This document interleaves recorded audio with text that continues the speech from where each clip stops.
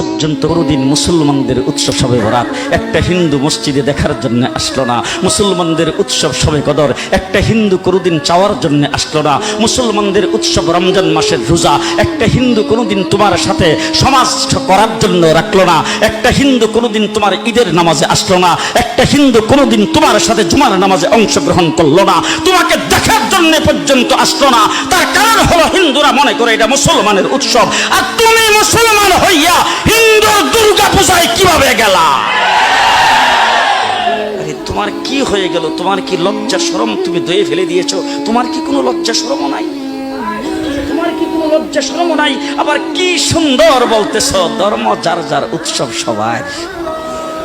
High high high, ও মুসলমান যুবকেরা ভালো করে শোনো, ধর্ম যার যার উৎসব সবার, তাইলে বিয়া যার যার বউ তো সবার। জি, বিয়ে যার যার বউ সবার, পুষ্কুনি যার যার মাস সবার, গাছ যার যার ফল সবার, ক্ষেত যার যার ফসল সবার, দোকান যার যার মাল সবার। এখন ঘুমাইছে কি কথা বলেন না কেন?